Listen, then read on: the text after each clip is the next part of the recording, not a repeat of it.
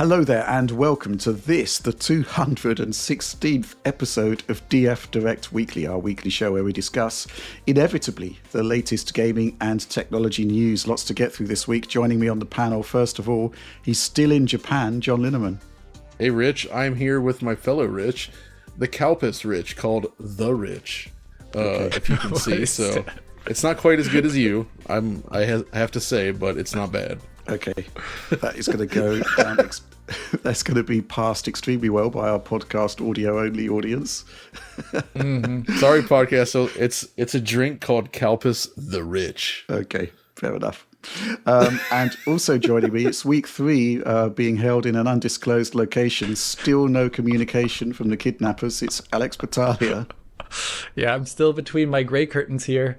Not much has changed. I've shaved a couple times. Okay, and before we go on, please do consider supporting Digital Foundry either via the supporter program or by purchasing our merchandising wares at store.digitalfoundry.net. But with that, let's move on to our first news topic. Okay, so it is the week before the Nintendo Switch 2 actually arrives. And, well, what can we say? There's a lot of pre-launch hype going on. There's leaks. There are leaks. A bunch of people have got hold of retail units ahead of time. And guess what? They've turned them on and they've looked at a front-end interface, but they can't play any games. They can't run any Switch 1 titles via back compat. All of this is hidden behind a day one patch, or rather will be supplied by a day one patch that is not yet available. We're going to be talking about that, some other Switch 2 stuff happening. But John, where do we want to go with this? I mean, obviously it's nice to see that people have got hold of the unit. We've got these leaks, which Nintendo has been studiously taking down, which means we won't be showing any of those videos in case the same thing happens to us. But before we go on to our sort of launch plans, I mean, I guess there's no real surprises from that. It's the Switch 1 user interface upgraded for Switch 2. Few interesting features here and there. I mean, it seems slightly different. Like, it's more rounded than squared off, maybe. Stuff like that. Oh, boy. So, the Vista era. There we go. The design language has evolved. The requirement of a firmware update to do anything on day one is reminiscent of the Wii U, which is not great. But, no, I mean, this is an interesting part because we're a week out. And by the time people hear this, we'll be significantly less than a week, right? And it's not often that we get system launches, right? They come around every 7 or 8 years these days, and outside of maybe the pro machines, but I feel like the journey to Switch 2 especially has been exceptionally long and packed full of rumors and leaks, and, you know, there was the whole Switch Pro stuff. There was, you know, of course, the eventual release of the SWOLED. And now here we are at Switch 2. I guess the first question I would ask to you guys is, like, does Switch 2 seem like, is this what you would have expected Switch 2 to be?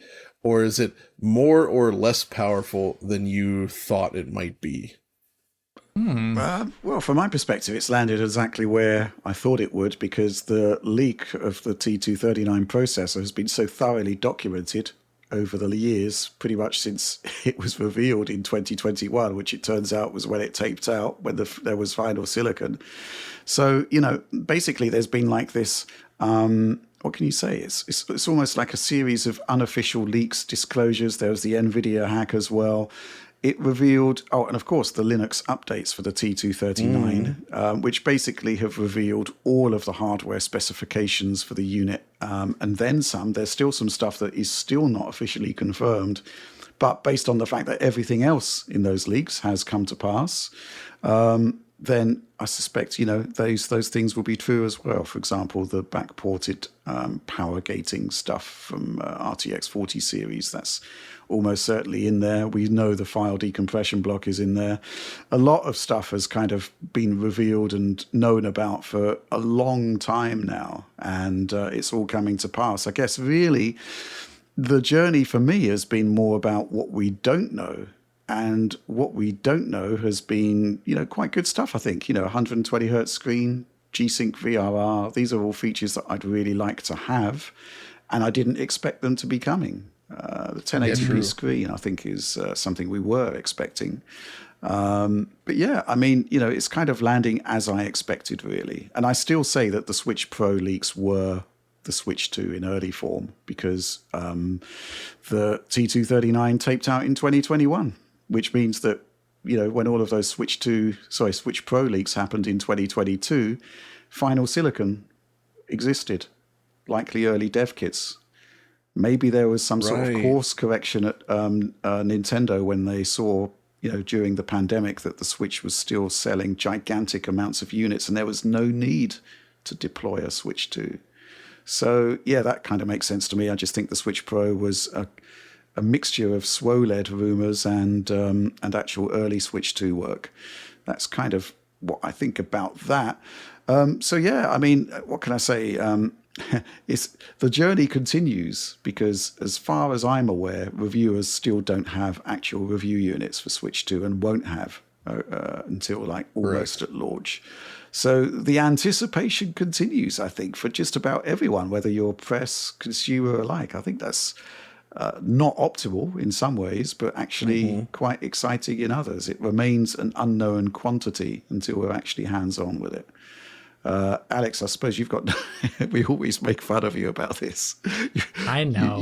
You just have no sort of investment or stake in the Switch 2 whatsoever, but we keep asking you about it.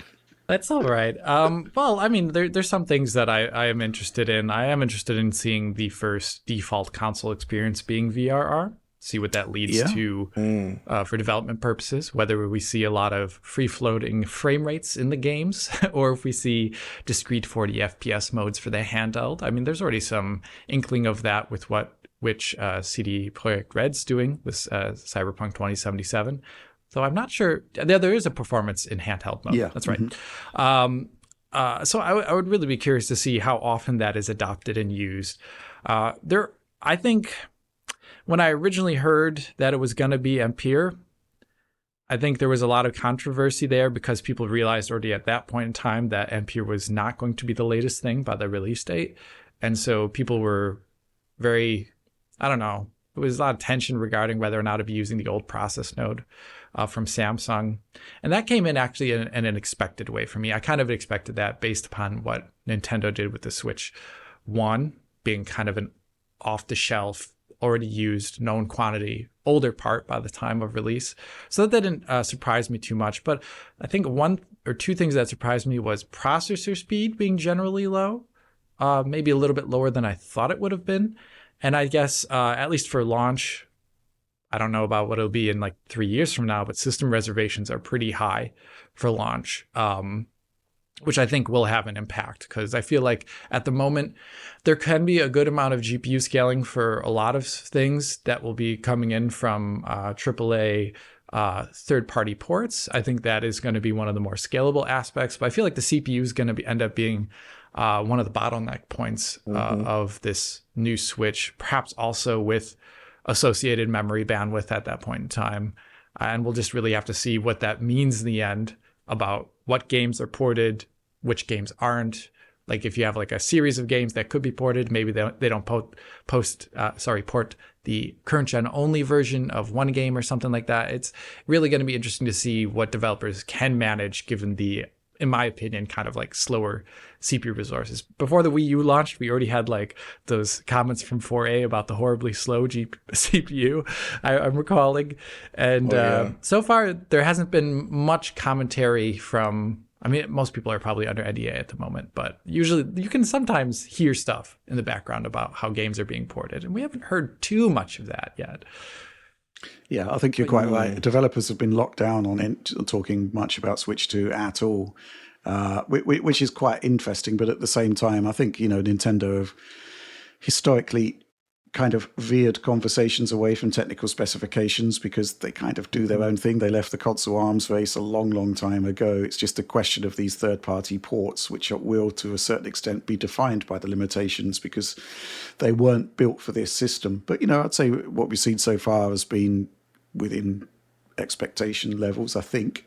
I'm curious about you, though, John. What do you think about the journey, so to speak? So, I mean, the journey's been long. One of the cool things, I think, though, is that this is the first game console to ship with DLSS as a feature. Yeah. Right. We've been with DLSS for a long time now, since 2018, through many iterations. And this is the first time it's accessible to console players.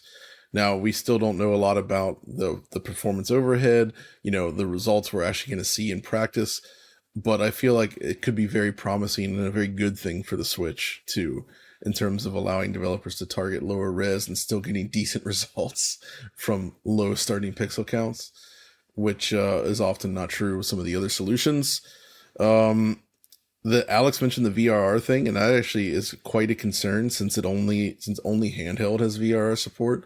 Yeah, and that makes you wonder then, like, are we going to have these games where you got a nice VRR presentation and portable, but then you put it into the dock and now it's like this juddery mess. It's like 50, 55 or 40s or something. You know what I mean?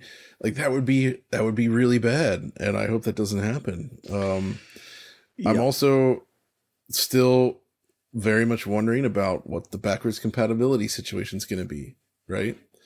How are the games going to run? Are we going to, I maintain that it would be harder for Nintendo to match the performance of Switch 1 clock for clock on this hardware to make it exactly the same experience than it would be to just allow it to run faster. So I'm still kind of expecting games to run faster, but I don't know. We'll see. Right. If there's any company that would go out of their way to make sure that users have the same crappy experience, it would be Nintendo. Wow. yeah, they're good at that. Interesting question about VRR, John, from Octolima here. Should Switch 2 games offer unlocked frame rates in any game possible since the screen is VRR? I couldn't think of a reason not to, since pretty much every game is likely to be GPU limited in handheld, so you wouldn't get CPU related stutters. Well, I think on the latter point you need to wait and see the games because we don't know what the CPU is capable of. Right. Secondly, there is a very good reason not to run the game completely unlocked, and that's battery life. Power, yes, exactly. And I think from my perspective, the thing that I'm still probably one of the first things I'm going to test is battery life, because they're talking about 2 hours of battery and they've got a 20 watt hour battery. It suggests a 10 watt cap. And that is an extremely small amount of power to have to run something like Cyberpunk at 40 frames per second. So is that like just a general thing? Is it a hard set limit? Could we be looking at lower battery life on games that really are pushing this, the GPU hard? And do games that, if they are running games unlocked with VRR, that's just going to be, I wouldn't say a power virus, but it's certainly going to be pushing the GPU to the max. Therefore, you will get lower battery life. I think the thing is that there are just so many questions that we've got. I'm not sure the way to handle it. I mean, you want to do a live stream on day one, right, John? I do. I'm very curious. I want to throw games at it, like performance-wise. Like, say, those 2 Zelda games are going to top down. They're actually getting Switch 2 upgrades, but I want to try to use the non-upgraded version because if you remember, they were notorious for 30 to 60 bouncing. So that'll not only give us an idea of, well, does VR work in portable? I don't know. Does it work with BC software? But also, does the Switch 2 just power through that stuff and actually run it smoother? Like, I'm going to try to cherry pick a lot of games that sort of like really showcase the weaknesses of the original Switch and see if Switch 2 can cope with these different scenarios, because where games slow down varies from game to game. Yeah. So that'll be, but I guess the last thing on the VRR that's interesting, as you said, Alex, that I do like is that this is at least one of the first of devices I can think of where every single unit has a VRR screen, which means like everything made for portable can technically use that if they want, which I think is neat because we've never really had that standardized. Because if you're talking TVs and monitors, there's still users that don't have those features, right? So you can't assume that they have them, but everyone can assume that every single Switch 2 console in portable mode can use this. So, same with HDR and even 120 frames per second. Like, I'd be curious to see how many games end up actually trying to target it, because I feel like smaller games, indie games, or even later 3D games could very well easily hit that 120 FPS output. Bring back Geometry Wars, John. Yeah, bring it back. Right. Microsoft. Also, like, usually when Nintendo puts a feature into a system, they tend to use it a lot, right? Yeah. So I'm curious to see if we're going to actually end up with some 120 FPS Nintendo games. Well, Metroid Prime, really definite. Cool. Yeah, and those guys are known for pushing tech. But Nintendo itself, they have Mario Kart seems rather, I don't know, it doesn't seem to be pushing any boundaries, but we need to do some testing to be sure. But it is interesting. I think Mario Kart probably will be 60 because the open world, 24 carts, it's going to be quite heavy on the CPU. Yeah. Yeah, no doubt. I think VRR, going back to VRR, could be good just for stable experiences, so you don't get VSync judder when there's drop frames. I think that's probably the best case scenario for it. Definitely should have utility on games targeting 60 frames per second and not quite hitting it. But the lower you get, the more noticeable the compensation will be. So, yeah, I mean, at although it's nowhere near final code at the London event, Cyberpunk on handheld was definitely quite jerky. That's in areas which I'd consider to be CPU heavy. The other things I'm curious about is just stuff like, how are the speakers? Are they decent? Right. Because that's so variable, right? Like, I'm still shocked when listening to like Apple's MacBooks or like the iPad, like the quality of the speakers on those super thin devices is nuts. Like, they sound amazing. So it is possible to get really decent sound out of a slim device, but it could also go the other way and we end up with something that sounds like garbage. I don't know which way it's going to go yet. Right. There's also things like Wi-Fi performance in practice, because the original Switch is quite dire when it comes to this. It has a hard time connecting to access points in terms of getting decent signal strength. Download speed was slow. Like, there was so many other limiting factors there. So yeah, hopefully that's also improved. That the larger one might hope it means a larger antenna and a better chipset would help as well. It is quite interesting to see how it's. I finally saw it this week at a store here in Tokyo, and it really is interesting how much bigger the unit is than I expected. I mean, I guess, logically, yeah, it's about Steam Deck or bigger, but like when you see the photos, it's still like your brain perceives it as like Switch. But then you see it in person, you're like, oh, this thing's a giant slab. This is big. So it doesn't feel like a Steam Deck, though, simply because it is still super, super thin and doesn't have those gigantic grips on it. Exactly. Yeah. Let's take some supporter questions on this. Actually, there was a report this week that Switch 2 doesn't just have mouse support for the Joy-Cons, but it supports USB mouse inputs. I don't know whether that's just specific to one game or whether system-wide, but it's certainly interesting. Question here from that guy, what did that thing? Am I the only one thinking that using a Switch 2 mouse, or even worse, mice, on a couch in front of a TV is an ergonomic nightmare, at least without special furniture?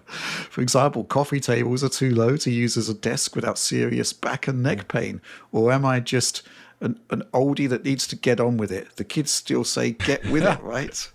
Should I resign myself to a future full of Zelda and Kirby themed lap desks and limited edition Metroid lift-top coffee tables? I mentioned this before the show, John, and you seem to think you could probably use it on your leg with some degree of utility. I probably won't be that comfortable, but I think you can probably use it on your leg just fine.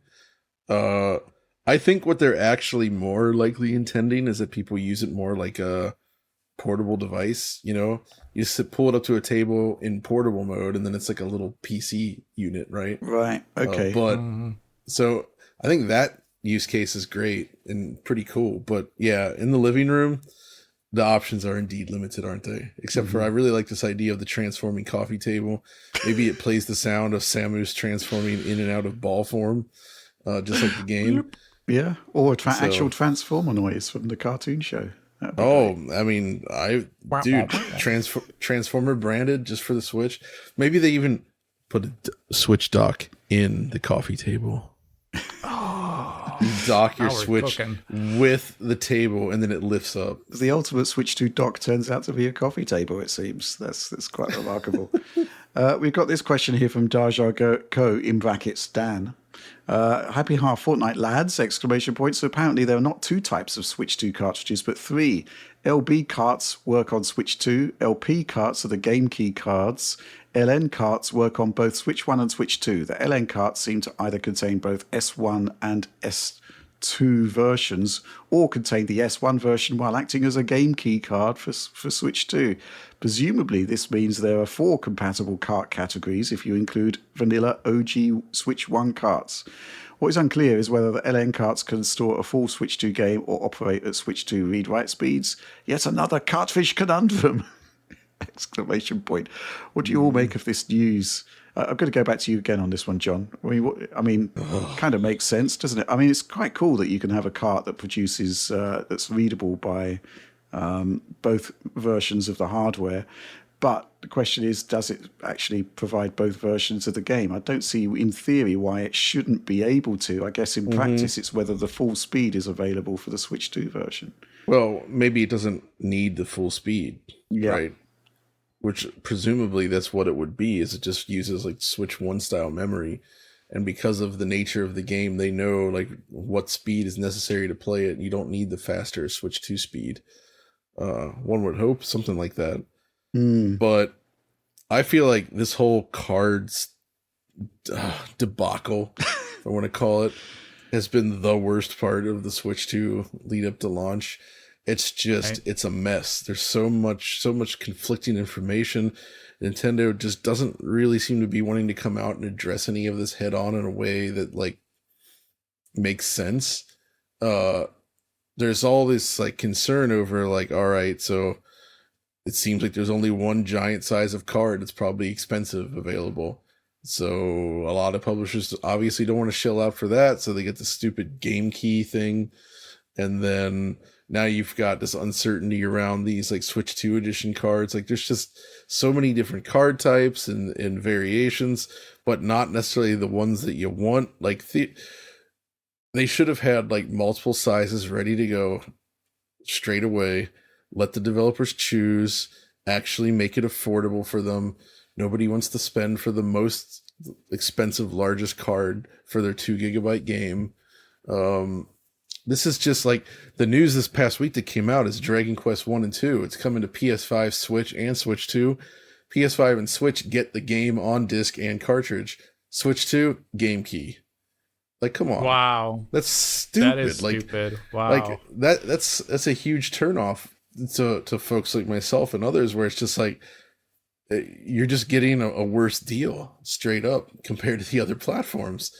And I really am not cool with this kind of stuff happening, and it feels like this could have been avoided, but things are not planned out well with this card situation at the moment, I feel. And I don't know, man. It's the big issue as I see with the game keys, especially, just to continue that rant I've had, it's just like, one, the Switch also requires SD Express, right? Yep.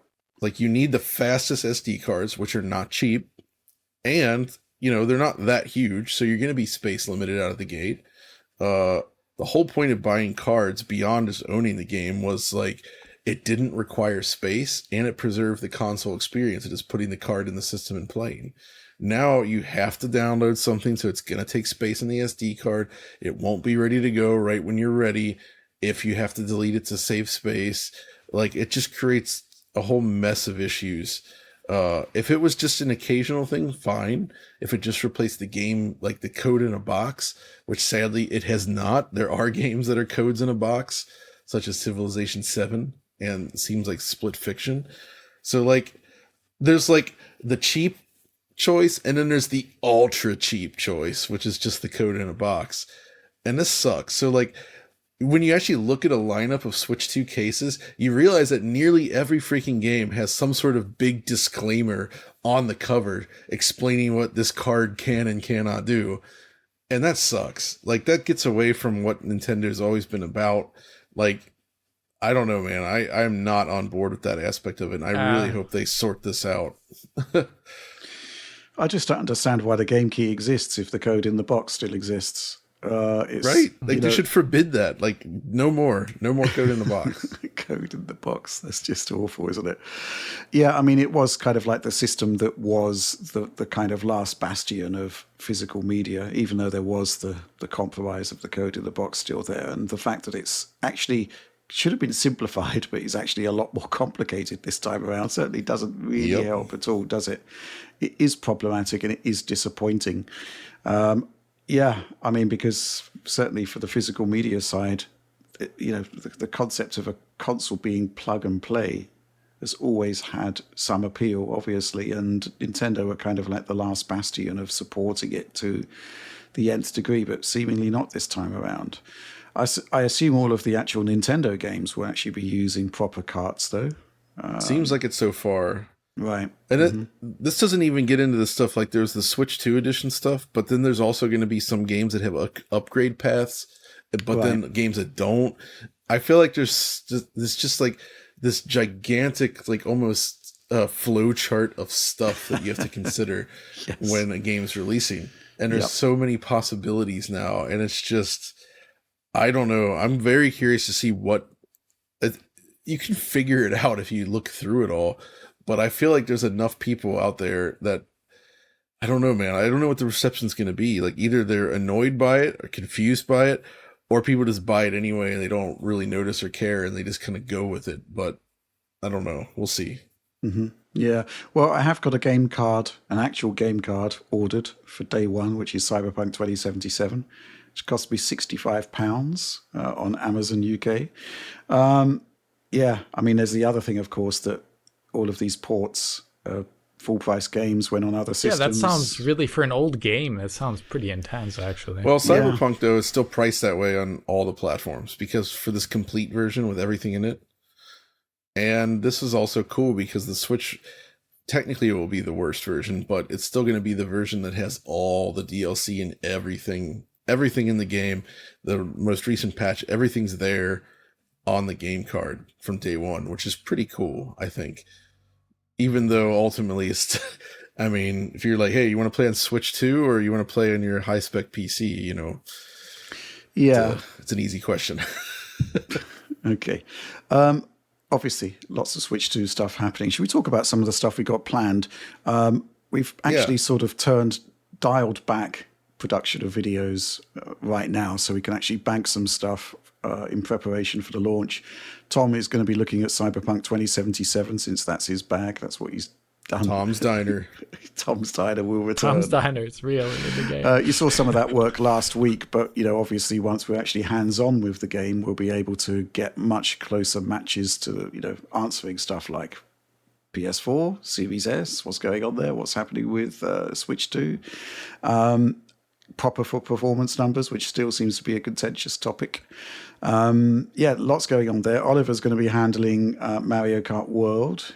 He's sort of getting all of his notes together now and in preparation for actually receiving the unit and starting work on that.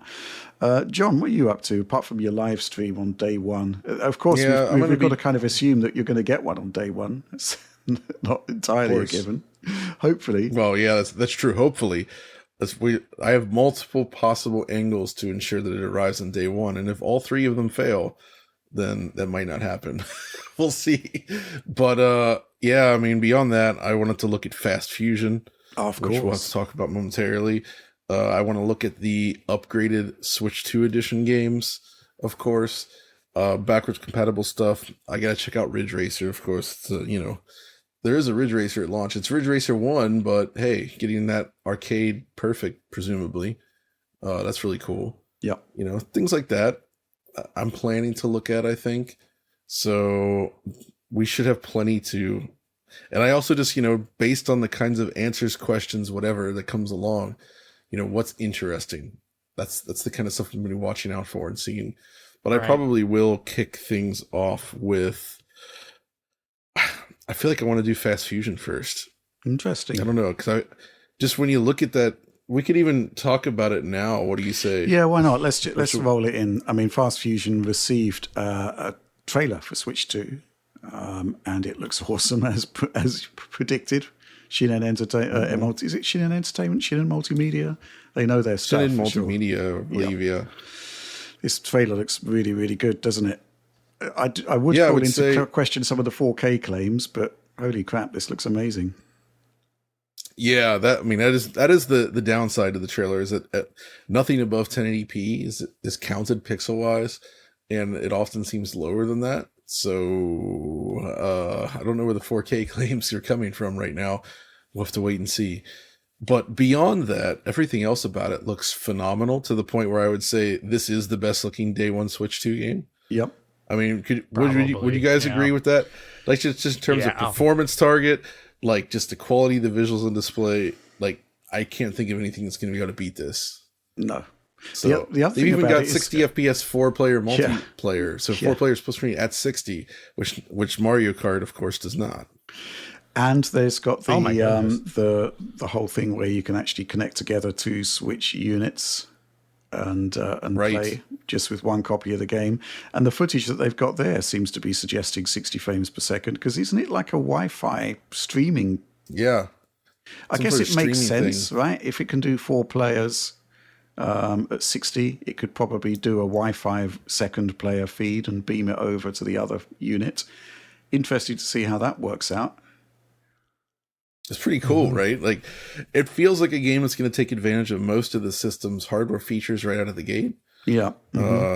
Except for maybe like the mouse. I don't know. Maybe they'll have a mouse in the ship customization screen, but I don't really see the point. But everything else seems to be here. And I expect that also, even like fast RMX, it was just amazing for the use of haptics. So I expect some pretty good haptics here. And the trailer also promises 5.1 sound, which is something you absolutely couldn't count on the Switch. And hopefully we see more of that this time. Right. So, yeah, that's a good point, actually. That's one of the sort of issues with Switch 1 that rankles slightly. There's no guarantee you're going to get a full surround mix. Hopefully that's something which will be a thing of the past. The same audio samples, right? Wasn't that another thing? A lot of Switch games use downgraded audio samples at times. Right. I mean, that's presumably a memory thing, right? Which shouldn't be an issue. So, I don't know. I mean, but yeah, still, this seems like this is going to be the tour de force for Switch 2 in terms of showing off what the system can do, and the price is quite low on it. So hopefully they find success with this, because I mean, they don't do that many games, but every game they release, I feel, especially in the last like decade, has been golden. I mean, Fast RMX was obviously a launch on Switch, which is itself was sort of an enhanced version of Fast Racing Neo on Wii U, where Fast Fusion is actually a fully brand new game. So it's 100%. It's like the true sequel to that, which is cool. But they also did The Tourist, which we loved. They did The Punch-Win, which was just phenomenally good. Yeah, Alex doesn't know because that one was also Switch only, but it was so good. I have no idea what that was. So good. Okay. Yeah, it was really, really good. Check that out. But yeah, of course, Tourist was the game that was like 8K 60 on PS5 or 4K 120. So I wonder, did that ever... The PS5 Pro does that 8K. Did we ever test the Tourist 8K mode? It would need a system software or rather a patch to actually access an 8K output. They still would need to patch it to access the 8K output mode, right? Dang. Afraid so. Okay, so obviously lots happening with Switch 2, and we'll be cracking on as soon as we receive our units. But with that, let's move on. We're going to be staying in the realms of the handheld because quite a lot of stories concerning Windows and Microsoft's prospective Xbox handheld. Last night, before we actually filmed this direct, Windows Central posted an exclusive suggesting that Microsoft has quote-unquote sidelined its bespoke Xbox handheld, doubling down on actually getting Windows 11 into shape for Xbox gaming, and presumably relying on the likes of Asus and Lenovo to produce their own handheld hardware. I've got some thoughts on that. That comes in the wake of some testing done by Dave 2D, who compared the Lenovo Steam OS version of its latest handheld with the Windows version. The Windows version coming across exceptionally poorly in that. Lower battery life, and remarkably lower performance. Bearing in mind that is the worst part, in my opinion. Well, why don't you take over, Alex? Tell us what you think about this, because I mean, essentially, I don't think that the performance thing is actually a Microsoft problem exclusively, because it's surely the open source driver on SteamOS that is actually providing a more efficient and therefore more performant experience than AMD's own driver. Yeah, that's pretty embarrassing. The Xbox handheld being sidelined, from my perspective as a PC player, I think this is good, at least for a unified approach to the next iteration of gaming on Windows. As Oliver's detailed so many times, the handheld experience is dire, but even then, I feel like Windows itself as an operating systems, it's changed a lot over the last year, decade in some. You had your Windows 8 tiles, and then you went into a more conservative era with Windows 10, but now it's once again branching out into other aspects of computing, which go far beyond the remit of a usual user. And I feel like someone who just uses their PC for gaming, the ability to access stuff like Copilot, whatever, all these, and all the security features that seem a bit too intense for someone who's just doing, like bit transfers for peer-to-peer gaming. It seems a little bit out of place. And I feel like there could be a version of Windows, or at least an aspect of Windows, which locks it into a useful game mode that could bring PC gaming forward in some aspect, where, as we see with SteamOS, on the deck or on other devices, that you can actually have an optimized ergonomic and even gaming experience with advantages like shader caching via Fossilize, which is different than downloadable shader cache. I just want everyone to remember, there's always people in the audience who always mess that up. You can download the cache for a specific device, but Fossilize makes it so you can replay back shaders on any device of any configuration. It's a different thing entirely. It's actually a lot better. These are aspects that SteamOS has showed us that Windows could actually probably use these. And it's a little weird that Microsoft has sat on its laurels so much when they have this incredible ecosystem that they could iterate on. Dave 2D's video here, I think it was incredible for showing off the aspects of where it currently is in such a bad place, and how did it get to this place, and why are we looking at third parties to give you the better non-native gaming experience. This is not playing native Linux ports. This is translating them for Linux, running in Vulkan, and it's running better and giving you better battery life. There were some rebuttals to the video saying it's technically not accurate in regards to battery life because you can manually set the wattage per game in real time. Well, that's something Windows should do. It's not something the user should be left up to. Yes, the AMD driver could be better, but why are they shipping these devices at all in this driver state? Why is Microsoft also okay with this driver state being so bad for the only handheld devices that there are? They tend to be AMD APUs. The Intel ones, no offense to Intel, they aren't nearly as popular. It feels like an entire situation where Microsoft, as the head of PC gaming for Windows, should be taking a lot more steps to make sure it's a good experience, and they don't do that. So I do hope, based upon this reporting from Windows Central, that it does lead to a concerted effort to make Windows a great place to game, regardless whether it's a handheld or a desktop PC. And I'm going to be completely honest, I don't want half the stuff in the Windows that is currently in Windows that just get in the way of its basic functionality. Yeah, my goodness. So let's hope this brings Windows more into that realm. Okay. Yes. The Steam Deck came out 25th of February, 2022.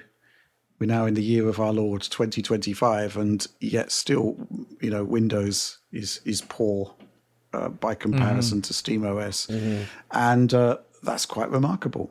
I can't really say anything else. Surely, when the Steam Deck came out, there would have been people at Microsoft saying, whoa, hold on a minute, this poses possibly an existential threat to gaming on Windows. Because let's be honest, what is happening here on handheld could easily be done on a desktop. Steam, there's no reason why it couldn't sort of migrate over and become the de facto system for gaming, unless Microsoft really steps up. So the fact that 3 years on we're still seeing results like the Dave 2D video is astonishing, and we are actually now in the situation where Valve is threatening to eat Microsoft's lunch. I can see why that possibly Microsoft would kick their own bespoke handheld into the weeds, and just to get Windows right, because Windows is presumably going to be a core component of the next console as well. And the fact that there's going to be so many of these handheld devices coming to market. Each year there'll be presumably iterative improvements, as we've seen with the handhelds released in the PC space so far. So I guess maybe they're thinking, well, why produce one handheld that will go up presumably against what Sony are doing, when actually the market is taking care of that for ourselves. Let's focus on the actual home console, get that right, but crucially get Windows right. That's the key thing here, seemingly. These results are just kind of shocking, really. John, thoughts? This whole situation with these handhelds and Windows, it's been a long time that the problem has kind of existed. And it's pretty clear by now. Like last year, you gave me that, I don't even remember the name of it. There's like this it's a 1X portable player. Handheld device. The 1X player, yeah. It's a very nice piece of hardware. It is noticeably more powerful than the Steam Deck. But, I've left the Windows experience on there because it's kind of a good chance to experience the issues with it and see if it improves. But by and large, whenever I boot it up, I'm always shocked at how poor the actual experience is on the device itself. It's the kind of thing where I instantly realize, okay, I need to plug in a mouse and probably a keyboard here to like do anything useful, which is not what you want from a handheld device. So just the user interface remains bad. And then there's these performance issues that we're seeing here. And it's just like, it makes sense then, like you say, if the next console is designed to also leverage Windows like this, they need to make darn well certain that it's good, like really good and ready for this. And there's enough devices out there already anyways, so that would, I think, in the handheld space where I can see them kind of questioning whether they really needed an official Xbox branded one, especially if they're not ready to do this whole revamp idea. Like, we're kind of imagining that when they said the next console launch would be like the biggest leap ever, it's probably because they're leveraging it like as a PC now, right? Mm-hmm. If they can run Steam and stuff, that just automatically makes it kind of like a pretty gigantic leap for the console space. Not that they would necessarily want to focus specifically on Steam, mind you, but that transitioning to a new sort of model for what the console is. I guess perhaps they're just not ready yet for this handheld space to do anything official in that regard. And so, I don't know, we'll see. Mm-hmm. Any final thoughts there, Alex? Well, yeah. I mean, I use Windows for gaming for my entire existence, also DOS. And it's been interesting to see how when I go back and use older versions of Windows, the ability to just load up anything or find out anything on your PC has now been obfuscated in so many ways. Oh, yeah. I hate that. And it is easier to actually just click on a game in Windows XP or Windows 98. It's easier to find things on your PC in Windows 98 or Windows XP, oddly enough. So Vista had issues, right? Tons of issues, no doubt. It was very heavy. But they did that thing where you could kind of collect all your games inside of like a game thing that was part of the start menu. Right? Yeah. And they all had these really nice icons, and you could kind of set it up as you wanted. And it didn't matter whether it was Steam or some other service. You could basically put all your games into this nice looking like library that was part of Windows. And I was like, oh man, if they continued with this, that would be pretty awesome. And then they just got rid of it, and it never came back. And I never understood that. Bring back the game thing. Yeah. That's what I say. Bring back the game thing, whatever it was called. Yeah, it's just games. I mean, I can't remember how it was exactly organized. Yeah, but there's stuff like that where I feel like that they could really optimize. When you set up your PC, you can click, like business for home use, etc. For game use should be another thing, and then subselection of handheld or desktop. these are all within the realms of possibility, and the UI has been proven now by SteamOS completely. This has taken far too long. It needs to be there yesterday. I'm excited, though, at least to see that there will be some traction in this space. They need it. Well, I'm expecting to see something about Project Kennen during these summer games festivals. Summer Jeff Con. Jeff Con, yeah. Key 3, whatever. Jeff Con 6. E3. So, maybe this is a time for Microsoft to actually break cover and say, hey, this is what we're doing on handhelds. This is what we've got coming with Project Kennen in association with ASUS. And, throw the doors open, essentially, let press have a go on it. Let us test it. I mean, ultimately, it should run on existing Windows handhelds as well, you'd think. I mean, there's nothing special about the Asus device other than it's got a new APU. I'm actually quite intrigued by this idea of delaying the actual bespoke Xbox handheld in favor of just producing a good version of Windows for OEMs. Because if you think about it, well, what are the sort of, requisites for a console? And it is, ultimately an SoC surrounded by memory and a fast storage unit. And that is what Steam Deck is. That is what the Asus ROG Ally is. So, if the hardware situation is already being taken care of, and there is actually, new handheld APUs coming, every year or every other year, I can kind of see why you might not want to fully commit to a handheld. But ultimately, if you're going to be doubling down on the software's got to be really good. I'm just imagining, they always did Windows 11 Professional, Windows 11 Home or whatever, that kind of thing. Imagine Windows 12 Professional, Home, and then Windows 12 Xbox, right? Or game, where it's a specific just branch of Windows that's very specifically designed to be the fastest experience for games. They cut out all the fat, all the things that you don't really need for a gaming system. What's that? Copilot. Don't tell Satya, man. Most of his job is I'm going to vibe code him an email. I received tell Satya I don't PR comms from Microsoft saying they're actually doing Copilot for games. It's going into test very soon, maybe even now. So, that's... Sorry, Alex. How do I beat this boss, Copilot? Yeah. Oh, hey, my Siri, gosh, how do I beat that boss? It'll be like the entity in Mission Impossible. It must be destroyed. Yeah. Oh no. Who knows? It could be really good, but it doesn't particularly excite me in any way. We got this supporter question here from Jilon Zhao with Dave 2D's video comparing both ROG Allies. I think it was actually a Legion, one with SteamOS and one with Win 11. What do you think is closer, SteamOS for PC desktops, or a version of Windows 11 better built for handhelds? Well, the thing is, all the hard work on SteamOS has seemingly been done, right? There's no reason why it can't run on a desktop. I mean, so I would expect that to come first, but it all will depend on, I guess, what's happening with this Project Kennen stuff and the extent to which it translates to other PCs, because, it certainly could do with a lot of work there. Any final thoughts on this before we move on, John? Man, it's so interesting to see how far Valve has come with SteamOS, where there was the whole, the Steam box or whatever it was called for so long. Steam machines. And it just never, the Steam machines, right? And all these other things.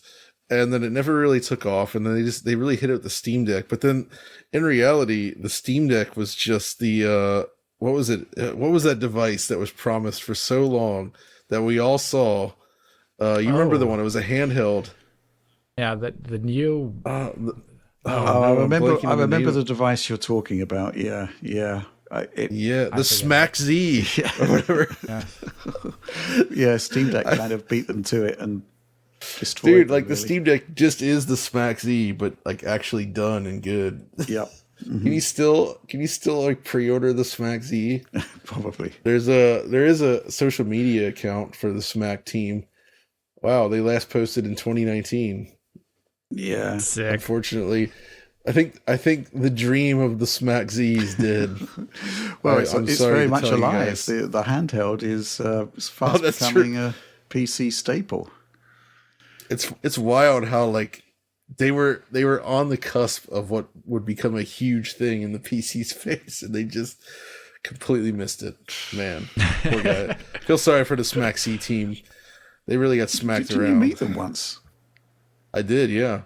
They were nice. I mean, they were earnest in what they were attempting. I saw Fortnite running on that thing at 15 FPS. I was like, all right, yeah. But it was 2019, right? This was before the idea of a handheld PC was really for serious gaming was really a reality, right? There were quite a few laptops, prototype devices that did make their way to market, but yeah, it wasn't until RDNA 2 really brought the power efficiency to get that performance out there. Any final thoughts from you, though, Alex, on this? No, I just really want Windows to be in a better place. I was just thinking about one thing. So let me complain about one Windows thing really quickly. Occasionally when I pop in an Intel GPU, Windows decides to uninstall the latest driver and install an old one for Intel GPUs. So if you're in the audience and ever used an ARC or a B580 and you've had your driver revert to an old one, it's a Windows thing. And I have no idea why Windows does this, but there you go. It must be stopped, I think is the... Yeah, it must be stopped. Yeah, okay. Evil. Let's move on. Okay, so this week saw the release of F1 25. We didn't actually receive review code on that, which is a bit surprising, but it does mean that we missed out on actually something really, really impressive that we did want to highlight, which is the fact that the game on PC for the first time now supports path-traced visuals. And actually, I was thinking back to when I went to see the developer look at the PS5 Pro version. They were quietly excited about something that they would not tell me what it was. And I got an email from them this week saying, actually, it was this. So, Alex, you've had the time, not a huge amount of time, but you have had the time to check out F1 path tracing. And I'm curious about your thoughts. Well, let me just go over it in a mini way like I would with a normal PC game. One thing I haven't looked at in F1 in a dedicated video, I believe, ever on the channel. It's typically been Tom's remit. Yeah. And he's done a really good job with that. But I just want to say a couple things about the PC version that I think in general, even beyond path tracing, that are pretty well done. You do have a pretty slick menu system. I've sent some footage over here. You go into the options, and there are a ton of graphical options. That is very useful, and the game is extremely scalable. The only probably negative thing is that the video mode menu is a sub-menu to the graphics menu. So I think a lot of people could be a little confused about how they change resolution, which also contains the options for DLSS, DRS, and the like, as well as ray reconstruction, I believe, is also in that menu, which is a part of this update as well. It is F1 2025 supports path tracing as a single-click option in the menu. Arguably be nice if we had some more control over that, of course, for performance and quality reasons, as well as future scaling and ray reconstruction with a different set of denoisers, I believe, being used for that. But I did not look at them. Rather, I just loaded up the game with ray reconstruction on without any of the ray tracing, with ray tracing and with path tracing. And I just wanted to see in general how it runs. And I made this video here that I sent to Oliver. I'm doing, as Rich always lovingly says, Bahrain in the rain. And you can see that the game's initial ray tracing implementation is actually really light. We've seen a number of the feature set running well on RDNA 2, RDNA 3 on PC. It's actually one of the few games where we see pretty similar performance between Nvidia, Intel, and RDNA 2 or RDNA 3 offerings. It's been pretty AMD friendly, and they've done that in a lot of ways. Versus the 4K Max DLAA experience, it's not too much heavier to be running the ray tracing suite in this game, which includes a form of ray traced GI, a form of ray traced reflections, RTAO, as well as ray traced shadows. Then you turn on path tracing, and this is 4K DLAA here, and Bahrain here in the rain, which is one of the most expensive ways to run the game because you get full screen reflections commonly all over the place, as well as this really cool volumetric fogging effect that appears behind each of the F1 cars. It's actually really cool. I haven't seen that in many games. It's really expensive. And that there, depending upon the scene, I'm only showing it here it technically can be heavier in replays, but it can be anywhere from below 30 to above 30 FPS, even like 40 FPS on range. What hardware? This is an RTX 5090. Okay. Sorry, I did all my testing. I did, yeah. Jeez. It's super expensive. Good Lord. Well, path tracing you'd expect to be using upscaling. Yeah. Yeah. So the thing is, to get a fully locked 60F experience, regardless of where you were, you could, that I'm saying like locked 60, no drops in gameplay, you would have to go down to actually to DLSS balance mode to make sure that it is achieved in all scenarios for gameplay. I will not guarantee replays. Replays in this game are a lot heavier, even though they don't look that much different than gameplay. I'm not sure exactly what's causing that. But DLSS balance mode, for example, for a locked 60, it's actually going to be unlocked around like 80 FPS for the most part on a 5090. And obviously, if you're using the frame generation features that the game has, you'll be getting a much better experience, at least in terms of smoothness and image persistence. So it is pretty darn heavy. But when you get into the game, it's pretty cool. I've also created this side-by-side as well as back and forths for Oliver here. What does path tracing bring to the table? And it's actually quite a lot. One of the biggest things you'll see is like I'm in this underpass area right here. A lot of the tracks have like you go underneath a bridge and whatnot. And this is typically the area in a game where you're going to see the biggest lighting differences, because to just have an open field look good with rasterized lighting isn't actually that hard. That's why games like Death Stranding, for example, can look really good, because most of the game takes place in an just like a large open sky, and you really only need SSAO to cover areas of occlusion or shadow maps. But when you get into areas where lighting is occluded or there's changes of lighting, that's when ray tracing or path tracing really come into their own.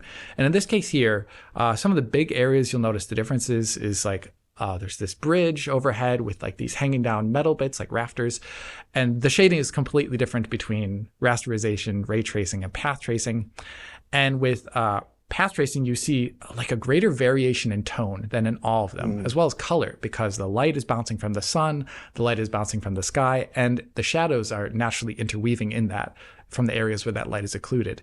With rasterization, this area looks kind of almost full bright and a little bit awkward, and that's because the game uses just SSAO with probe lighting. With ray tracing, it looks a little better, but the issues with the game's RTGI model kind of come in. It only uses a version of RTGI called DDGI, which is originally invented by Nvidia, I think in like 2019, and it's probe-based RT lighting. So It only has like probe density issues where lighting can leak through, and also it's not going to be locally representative of smaller things like the car and whatnot. That won't be included. Only like the static geometry and in like a very coarse manner. And the way they prevent light leaking with that is this game adds an RTAO on top of it, which actually leads to an over darkening in aspects like this. This place underneath the bridge here is overly dark. You look at the car in the front here in this underpass area that I just was talking about, you'll see a really big difference in the shading on the car itself. The version with rasterization, it kind of looks overly matte and it's overly bright. You go to ray tracing, it becomes more nuanced, but at the same time, you'll see a lot of stuff is kind of, once again, overly dark due to RTAO there, and it lacks directionality. There's just like dark pockets, essentially where you would find SSAO usually. It's actually not very accurate. But you go over to path tracing and all of the different levels of roughness are actually covered for bouncing light. And that makes a really big difference on the inside of this car, or even just on the surface of it, because not everything is just like a perfectly mirror sheen. And that is something that the path tracing covers much better than the ray tracing implementation, which actually keeps most of the reflections in the game to like a mirror-like sheen, and then still uses things like real-time Q maps extensively. And it looks a lot better, like the characters, like helmet, the entire dashboard area. It looks actually incredibly good. I want to talk about one last thing before we can start talking about it in general, but I also made another comparison at the start of a race, right before it starts, and like the inside of the car, you'll see once again that it's like a white car, and the entire cockpit area is also white, minus the steering wheel. And the rasterization and the RT cannot actually cover this scenario because they don't get any sort of bounce lighting from dynamic objects. And in the path trace version of it, if you look over at the large splitting bar in the middle, like usually where you'd see a windshield on a normal car, that is actually lit up completely differently here. And it gets like all this cool bounce lighting from the inside of the cockpit going up. And you actually see some like other small bounce lighting here too. Like the blue of the character's hand is lightening up the inside of the cockpit nearby. There's a ton of nuance here. And this is just two little examples. If you go through other areas in the game, you'll see that every single light now is shadow casting. That's really big for all the large artificial lights and small artificial lights. When you go through tunnels, you get that like cool, like rapidly like oscillating shadow effect when you go through a tunnel with all the lights, because you're going like, I don't know how fast do these F1 cars go? They go ridiculously fast. Either way, it's like super fast, and it holds up actually really well. The denoising, bar a few things, is really well done, even in spite of the speed in this game. I would say the only area where, if you look at the B-roll that I'm sending right now to Oliver, if you're looking at the back wheels of the car, typically, that is where the denoising, I'm not sure if it's 100% denoising or if they add an effect. I turned off motion blur here, but they will become kind of more smooth surface looking as they spin faster. You'd imagine with like a high shutter speed, for example, that you wouldn't be getting that. But all in all, it holds up really well. The only areas where I noticed some issues so far were people in the stands, the onlookers, the gawkers, I don't know how you call them. Gawkers. The fans. The gawkers. The voyeurs. The voyeurs. Right. The people in the stands, they don't appear to be included in the RTBVH. They aren't included also in the game's normal shadow maps, but they do stick out. So a lot of the bystanders in the game just standing around do have worse lighting on them and cast worse lighting, I've noticed. As well as there's one sequence here where I'm like in a almost clean room garage before a race starts, and all the characters around me look a little like Fulbright and weird. I think it's because they're somehow the lighting in this area is not configured well, either from a post-processing perspective, or maybe there's just an asset problem. But they looked a little bit over bright. But in general, it is a huge upgrade to the game's visual realism. Heavy, but expected. And I'm in love with how F1 year on year has been constantly adding in new RT features to their engine. It originally started with just like, I believe it was just shadows almost. And then it went to reflections, DDGI plus RTAO. And then now path tracing. And if it keeps iterating like this, it's going to be incredible. Because I can already imagine other areas where this can be used, where it's currently not used. Like it's not being used for refractions. It's not being used for like transparency lighting. There's like so many areas where this can go even in the future and have it look better and better each time. So bravo to the absolutely. team. I mean, F1 24, I mean, they did a lot of ray tracing work on that, and they could actually backport that to PS5 Pro when the Pro eventually appeared. So, they're building up this impressive bank of technology there, and the consoles will eventually catch up to use it, which I think is quite impressive. But in the here and now, the PC is getting all of these fantastic features. We've actually got this question from Ham Sanderviston. Hello, Fame Counters. Alex reskeeted a CompuSemble post showing off F1 2025, which included both past faced and raster scenes. Some all raster shots look surprisingly flat and unlit. And he's pointed out a particular shot there. Made me wonder, are devs starting to skip the time-intensive process of fine-tuning raster scenes? I'm all for progress, as seen in Doom: The Dark Ages, but at this point, comparing raster to ray tracing might be increasingly meaningless, especially if less effort is going into raster fidelity. I'm not sure that's the case as such. It's just a natural benefit. That is not the case. It's just the natural benefits that you get from ray tracing and path tracing, right? Right. So this game has like, I don't know how many tracks. I want to say it's like 25 tracks, and they can all have a variety of daytime scenarios, as well as rain or not rain. And you're going to find areas where there is a non-shadow casting raster light for performance reasons, or due to the fact that not every artist can go to every area. You're going to find areas where a lighting probe is, sneaking through some terrain or going through a building wall. And you have to rely in that point on either artist going in there and making sure that probe is deleted, or that you have to rely on SSAO. And you'll see scenes of flat lighting. This game uses a variety of SSAO techniques. You can choose between them. There's like that AMD's GTAO or Intel's GTAO, etc. I believe there's HBAO as well as a normal SSAO. And you're just looking at the fact that SSAO cannot be tuned for every single scene, as well as it cannot cover an entire breadth of scenarios. And even then, it's only in screen space. So if you look at an object head on, unless you crank up the radius, you're going to get something that looks like it's floating. And if you crank up the radius, every car looks like it's hazed. You got like a halo haze around it, like we saw back in Far Cry 3, right? So these are massive hacks just to make anything run that requires an artist to look at them. And the benefits of ray tracing and path tracing are that if you have a huge game of this size, that you'll get better looking lighting scenarios per default because it's systemically lit. So this to me is not, oh, how could they not just turn on SSAO for this scene? They did have SSAO on. There's so many different types of scenes in a game that not all of them can ever look good. And that's kind of what we're seeing. Mm-hmm. Fair enough. Okay, F1 25 out now. We're going to be taking a look at it when we've got some time, hopefully. The timing has been particularly bad, and we're going to be missing a lot of stuff going into June, unfortunately, simply because of the Switch 2 launch and all of these events that are happening simultaneously.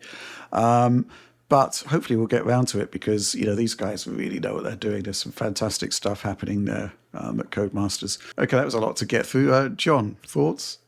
Yeah, so one of the things I wanted to ask you, Alex, actually, because I feel like we've not seen it yet, is I really want to see a game with a path tracer take advantage of lens simulation. So like simulating shutter speed and the way light works.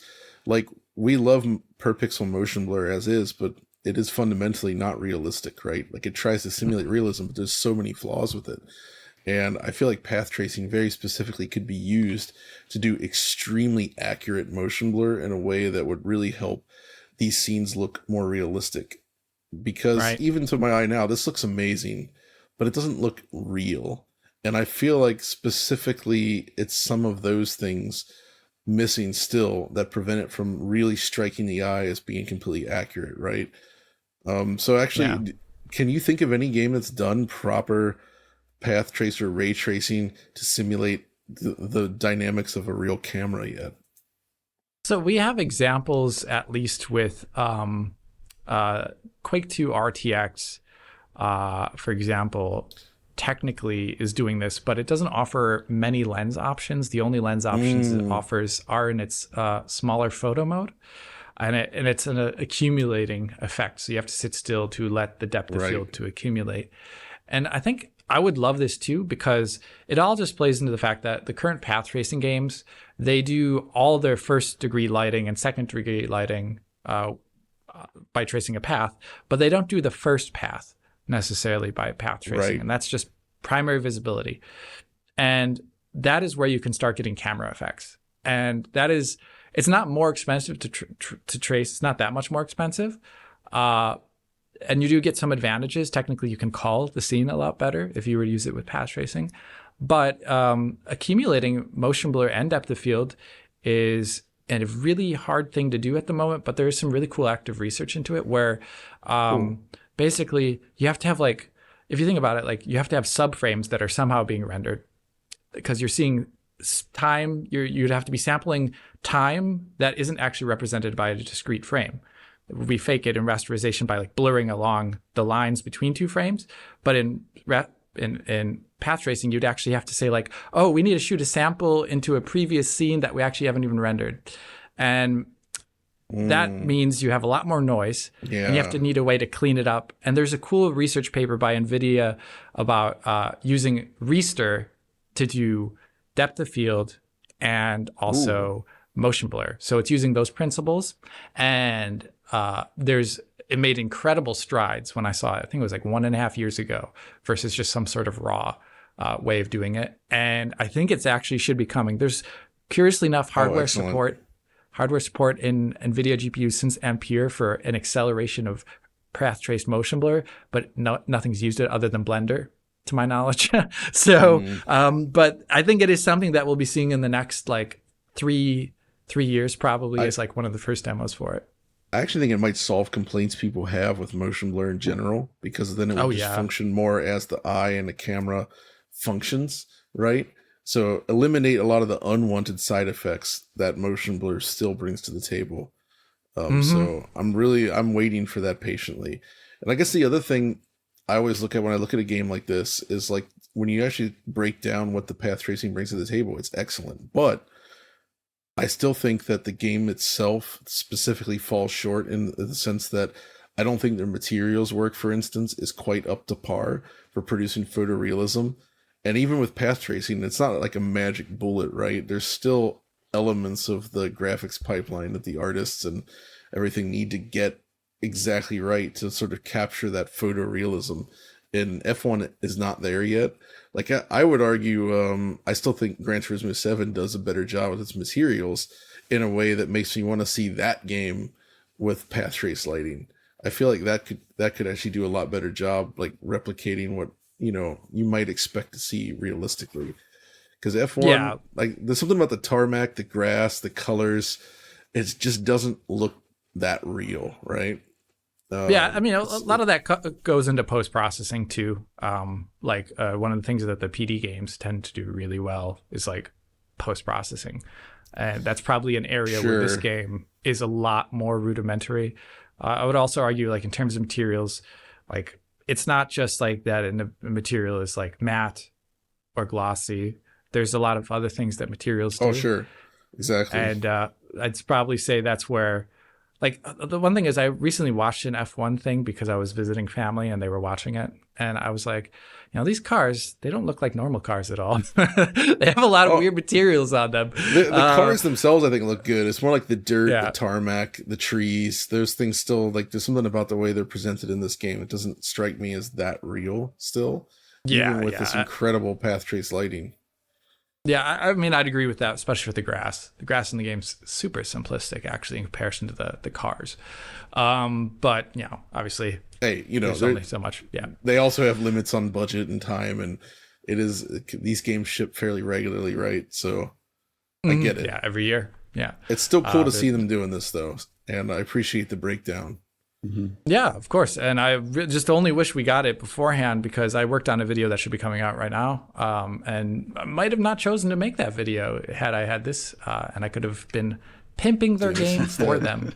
Mm-hmm. Oh, geez. Okay, fair enough. I mean, maximum respect to the Codemasters team because they are just, continuing to iterate with these excellent PC features. And that's kind of what we want from a PC game. But with that, let's move on. Okay, so turns out that Nvidia has now released a native application or app for GeForce Now for the Steam Deck, and I decided to take a look at it. What can I say? GeForce Now, it is the premier streaming service in terms of features, in terms of quality, in terms of latency, in terms of just about every sort of quantifiable metric. It's kind of miraculous just how good it is. So the concept of being able to port it to, bring it to Steam Deck as a native app obviously has a good application, right? So to begin with, how do you install it? Well, basically you need to go into the desktop mode on the Steam Deck, where basically you do need to sort of attach a USB hub, mouse and keyboard, that kind of thing. It makes the process a lot simpler. You install it from there. You go back into game mode, and then it's within Steam, and you can run it, and it's all good. I do have some criticisms of it, though, mind you. First of all, the concept of going into the desktop side of things to install the app, it's a bit challenging. It's not really what you'd expect from a sort of plug and play experience by the Steam Deck, but it's one and done. Once it's done, you're good to go. The actual menu interface, not a lot of work has been done on that to make it more of a kind of handheld experience, but you can still use the touch screen. It's just to access features. It's just that what can I say, it's very, very tiny text and features there could be streamlined significantly, but oh boy, once you actually start using it, you're just reminded of how good GeForce Now actually is. So I played 2 games on it, Cyberpunk 2077 and A Plague Tale Requiem. And to begin with, I had issues. And I was looking at Cyberpunk thinking, this is really jerky and not very good at all. But it turned out that I'd still had my game scope settings set to 30 FPS. So the app was actually being decimated down really poorly to 30 frames per second. And, put that up to 60, you're good to go. Still a bit jerky though, and I guess this is one of the problems with streaming. If you run the game with an unlocked frame rate and you're using a fixed rate display like the Steam Deck has, it doesn't match. You get VSync judder or an approximation of it. But turn VSync on, limit frame rate to 60, you're good to go. I guess that leads to my other fundamental problem with it. Not so much a problem, just slightly problematic. Steam Deck OLED runs at 90 hertz, of course. You actually have to pair that back to 60 hertz in order to get a smooth experience, which, is not great. So there's a fair bit of initial setup to figure out how to get the smoothest experience. But what can I say? HDR just works beautiful on the Steam Deck screen. If you're subscribed to the 4080 tier, you're basically giving these games a galactic level of horsepower. The stream is 1080p 60, by the way, and that gets downscaled again to the Steam Deck's native resolution screen, 800p, I believe. It just looks phenomenal. And I'm just thinking back to what Oliver was talking about his home streaming experiences with handhelds, right? Using Moonlight and such. Yeah. Right. Mm-hmm. And I didn't try it, but I get it now just by using GeForce Now, and it's glorious. I mean, it really is a class apart from any handheld experience. It's just problem solved, really. All of the issues you might have. I'm still hanging on this idea of galactic amount of power, though, Rich. Galactic, an almost cosmic scale. Absurd. That seems almost like too much power. Yeah, you just can't take it. There's too much power. But, what can I say? Give the app a go. I don't know if there's anything you want to add to that, really. I mean, you haven't tried it, but it's really good. GeForce Now was actually famously, John, you have callously dismissed every single streaming service until you tried GeForce Now. It's the first and only one that's actually good. Yeah. I would say, it's the only one where I look at that and say, wow, if I was in a pinch and had to play a game this way, I would be all right with that, because the experience felt almost native. Yeah. Mm-hmm. In a way that absolutely none of the other services even get remotely close to. Yeah. I'd agree with that. It is, right? Mm-hmm. Yeah. Especially because when you're using a mouse and keyboard to play, leg becomes extra important, and also the fluidity and the consistency, all those things instantly reveal themselves as problematic, and yet it does actually feel like you're basically playing a native game somehow. Yeah. Which is wild. I still think it's a little laggy compared to what I'm used to on the desktop, and I think part of that may be down to the fact that SteamOS, I think, triple buffers everything. Right, of course. Yeah. So, it's not quite, everything you'd want it to be, but it's very, very close. So yeah, I mean, a better interface would sort it out immensely, just for sort of navigation. One thing that was quite interesting when I booted Cyberpunk, there was a point where instead of booting Cyberpunk, it actually booted Steam on the host PC, and it was streaming the Steam front end to the Steam Deck. Whoops. And I was trying to figure out what's going on here. This is something slightly odd going on here, but it turned out it was just SteamOS being streamed to the Steam Deck. And 90 hertz support, I kind of think that's, that would definitely help with latency. Cherry on top. Yeah, latency mitigation as well, obviously. And with the 4080, you've got more than enough power to get the job done there. Alex, thoughts on this? What about this for Switch 2? Can you imagine GeForce Now on Switch 2 with 120 hertz VRR? Now that GeForce Now supports G-Sync. Yeah, which is nuts. I don't know if it supports generic VRR. I don't know that. It works on an LG screen, which isn't using on my LG TV, which isn't using a G-Sync module. So you'd think possibly. Yeah, so it covers the compatibility range. I mean, it would be interesting to see what that would look like on a Switch too, because it's 1080p VRR screen. Maybe not all games are going to be 1080p, but they would be with a 480 packed, GPU being streamed over a network. So that could be pretty cool. Yeah, I mean, the GeForce Now app, I saw a write-up on The Verge. They're very, very taken with it on the Steam Deck. They're saying it's revitalizing their interest in the system. I think, you've got to sort of be a bit realistic about it. It is fundamentally a system that requires you to be tethered to the internet in a way that the Steam Deck native experience isn't. But as an option, it's pretty fantastic, I have to say. So hats off to Nvidia there. But I do think there is some work to be done there. Just to make it better. I mean, Cyberpunk with HDR really, really looks great on it, on the Steam OLED screen. It's really, really impressive. A quick tip here. If you Control G while you're in game, again, I guess you'll need a mouse and keyboard to do this, but you can bring up the stats, the streaming stats, bandwidth, in-game frame rate, stream frame rate. So yeah, that's how you can confirm it's 1080p, 60 frames per second, HDR10, and it's using HEVC bandwidth, typically around 30 megabits. So it's not too bad. Yeah. So I mean, this is the model to follow, and if you're going to be doing streaming, but again, Moonlight, as Oliver will attest, is apparently really, really good for the handheld experience there. So that was just a quick PSA, really. I mean, it came out, I tried it, I like it, room for improvement, but if you've got a deck and you've got a GeForce Now subscription, do check it out. Right, let's move on to Supporter Q&A, which is the part of the show where every week I petition our supporters to suggest topics for the show and to comment on some of the stuff that we're going to be covering and to ask questions. We pick the ones that we're best equipped to answer in the available time. Going to kick off with this one from Mr. Bespoke. Hi, DF crew, ! What pickups has John snagged from the land of the rising sun? Any hidden gems, or were the ones you picked up you didn't have in your collection yet? Thanks, and keep up the good work, ! So, John, you've been in Japan now for 3 weeks. Got another week left, or by the time actually you're flying back pretty soon once after this direct goes live. What booty have you accrued across the weeks? Oh, quite a bit. A lot of random stuff that I was looking for. Some good deals on things. Some of the highlights of interesting things. I never actually had a copy of Mother 3. So I found a pristine copy of that for GBA that I couldn't ignore for quite a good price. So I grabbed that. I picked up a bunch of Switch games. Like I got Sonic Wings Reunion, which just came out.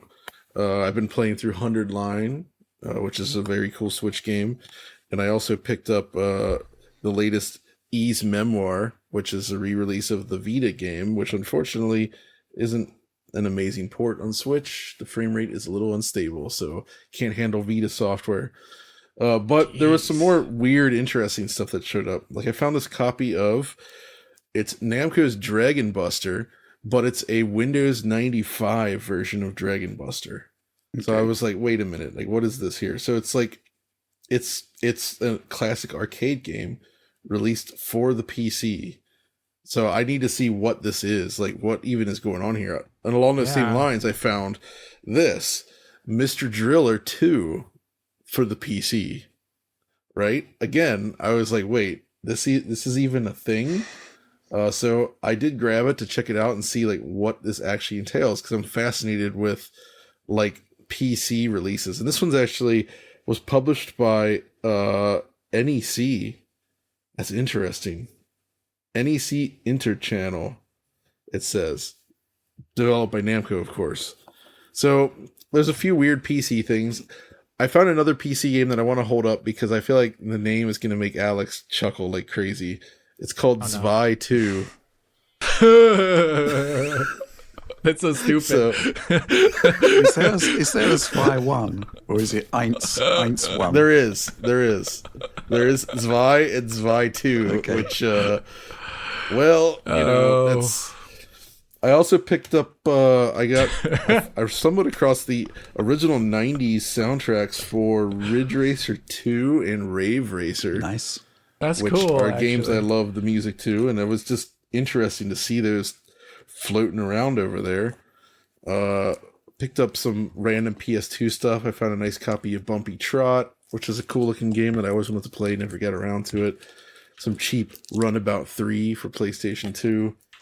I picked this up because it was 800 yen, and I was curious to see, I hadn't seen this kind of case. It's 360 Lost Odyssey Japanese version, but it comes in this like super thick 360 case. Yeah. Right? So it's like it's just a different looking package and a better package than the US one, and I wouldn't mind replaying that at some point in that language. And a bunch of other random stuff as well, but it's been a good mix of stuff, and I definitely had my eye on random PC stuff. Like I didn't buy it, but I saw Red Baron 2 from Sierra, Japanese version.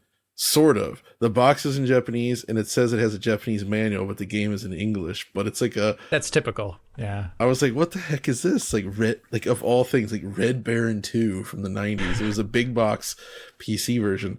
I saw Virtua Fighter for the PC, the Japanese PC version of that, which was unexpected.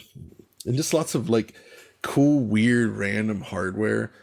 We checked out, there was a Sony Vaio PC from like the late 90s that was quite stylish looking and interesting. But was it with an LCD, an early LCD? No. It was designed with a CRT.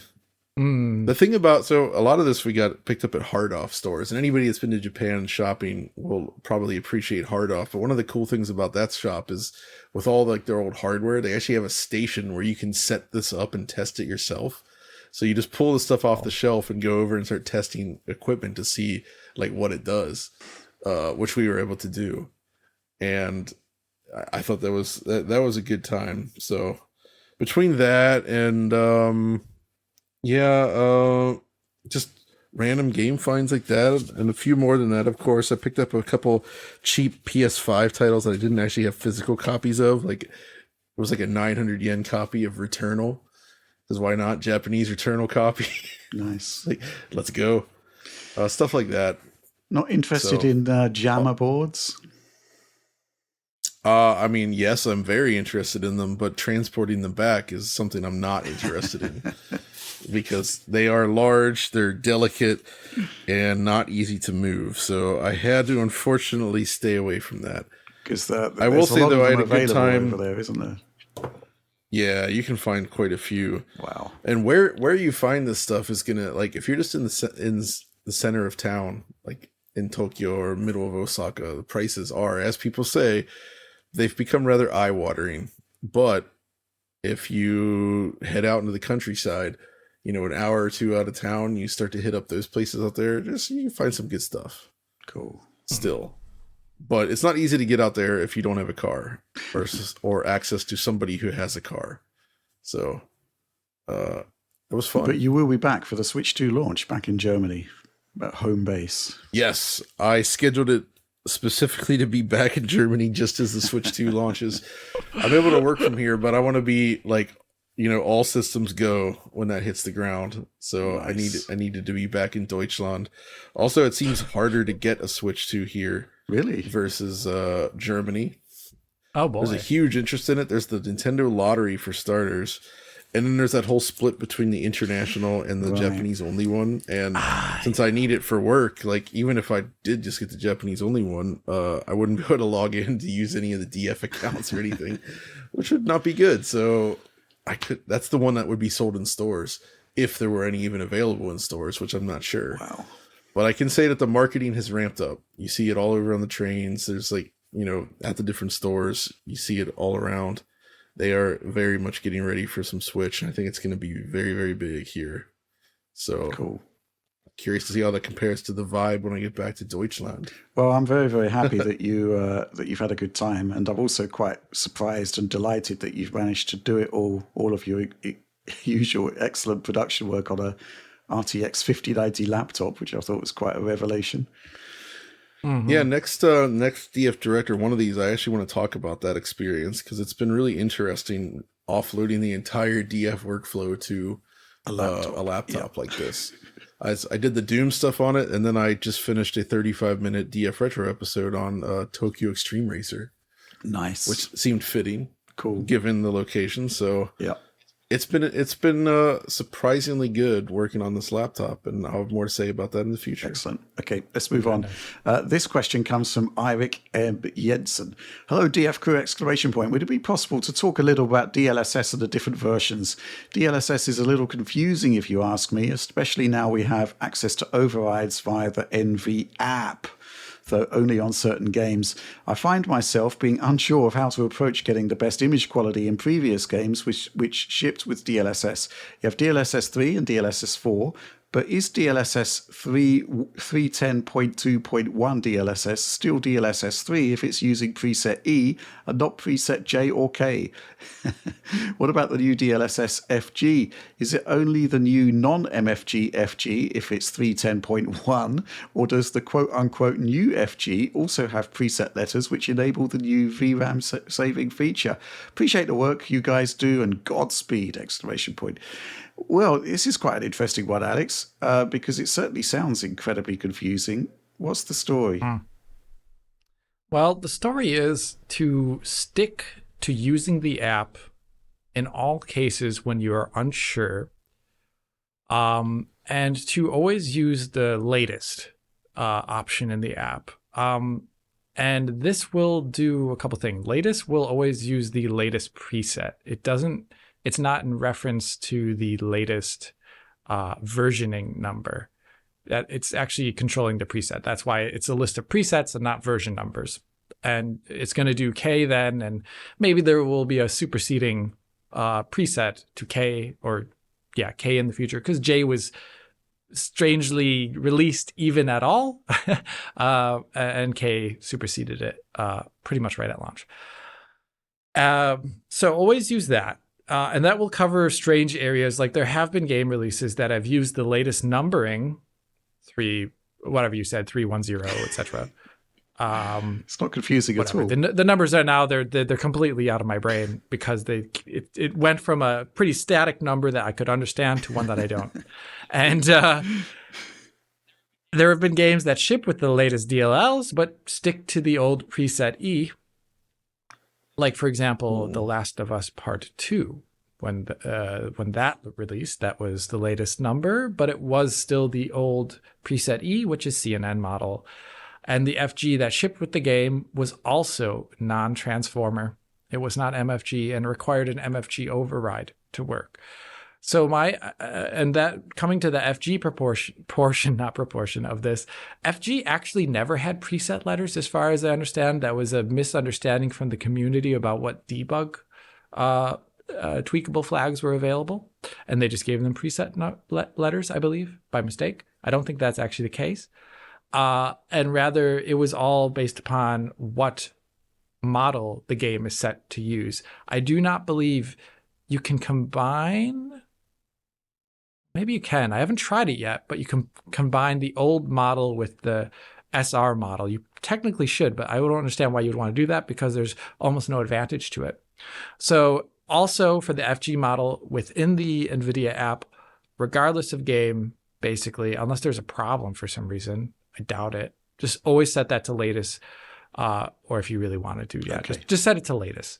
And that is the most important thing. And there's almost no reason to use the older version FG from what I've seen in terms of quality, as well as base hit to FPS in games. It's going to give you that nice 10%. So what about ray reconstruction? Is that included in the app? Could you override that, or is that still game specific? The reason I ask is that, having just looked at the 2080 Ti in the look back, ray reconstruction is something with the transformer model, you wouldn't want to use on a Turing card, because the performance is huge. Okay. Now, unfortunately, right before this started, I did look at the app, and I know there's 3 settings for override, and I don't recall there actually being a transformer option there for ray reconstruction. Okay. I don't think ray reconstruction is one of the added in things that are tweakable, because they want that on a maybe per game basis. I do not quote me here, because I'm actually not sure, but I'm pretty sure it's actually not one of the tweakables, and you only have SR, FG, as well as the custom parameter. Okay. So that will be a per game thing. I'll tell you what, Alex. I mean, the NVIDIA app and DLSS swapper stuff like that is really cool, but I would really like just to have like a control panel feature, which is like every game that's using DLSS, just stick it on latest if you can. And it's just a fire and forget solution as opposed. Can you do that?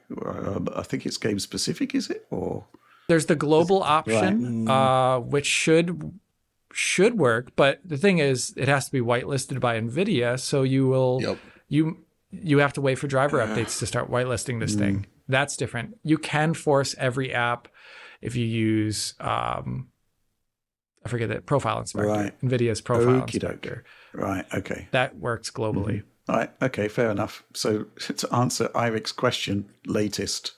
That's pretty much it. Latest. Just don't worry about it, seemingly. Okay. Let's move on.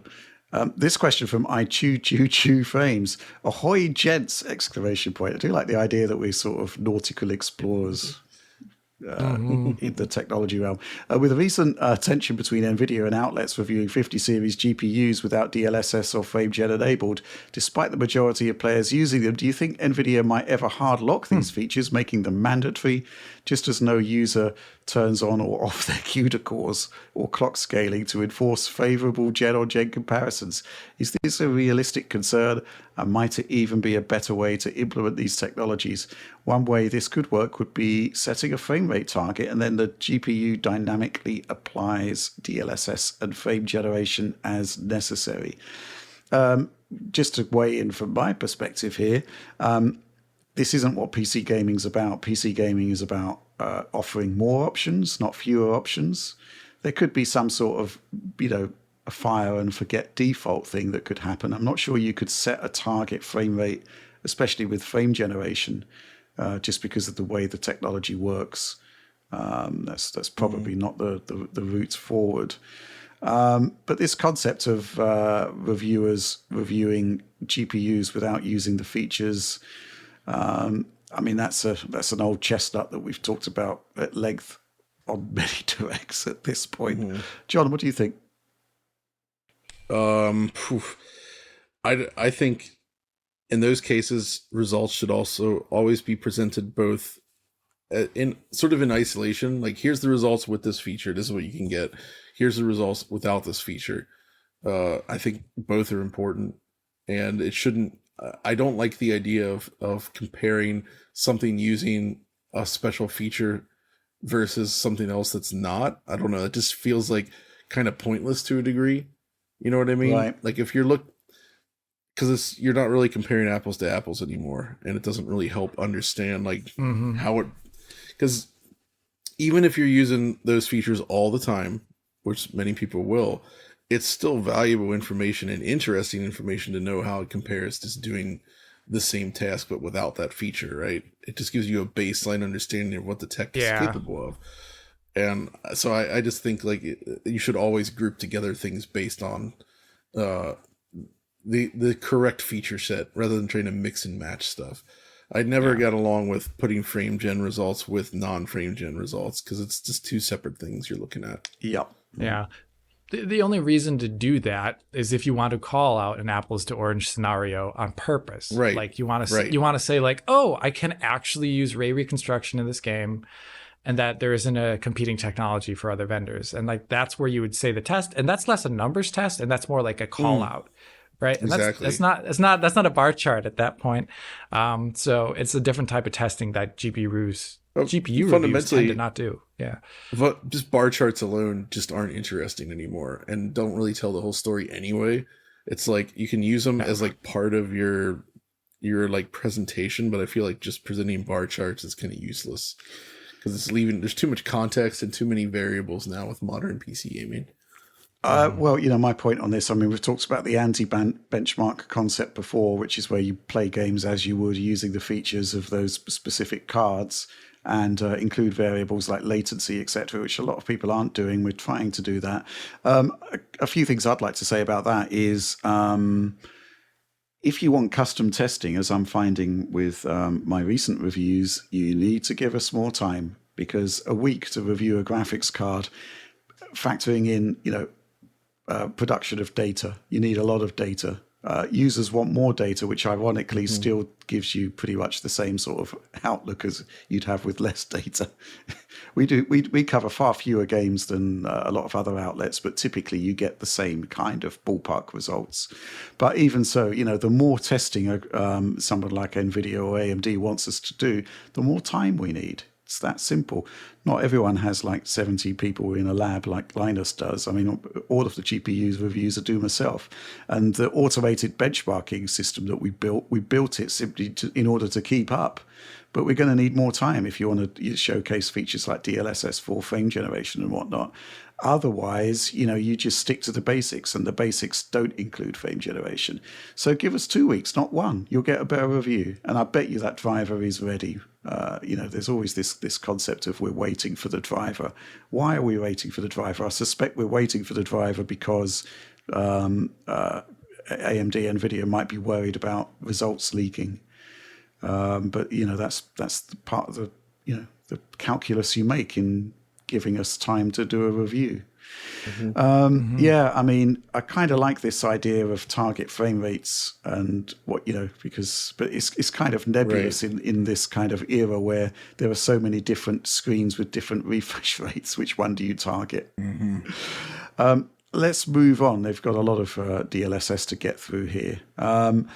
This one from Yuri Grangiero, and I apologize if I've got the pronunciation wrong there, with a barrage of people considering Switch 2's image quality, quote unquote, better than Series S in a large variety of AAA games, have we severely underestimated how much the average person prefers DLSS to the non-AI alternatives?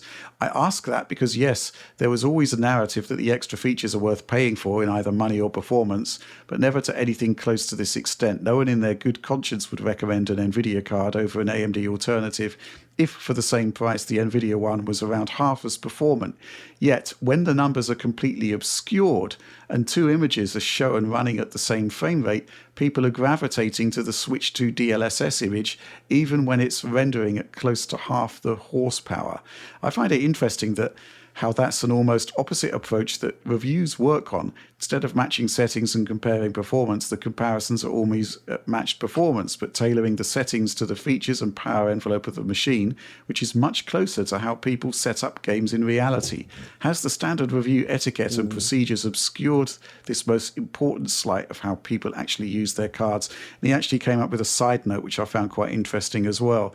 The idea of matching performance sounds a bit far-fetched, but it never really was. Due to Nvidia App and Profile Inspector before it, you can choose the DLSS scaling factor very granularly and can easily match performance of very different cards to single-digit performance differential. So that's an interesting point, isn't it, Alex?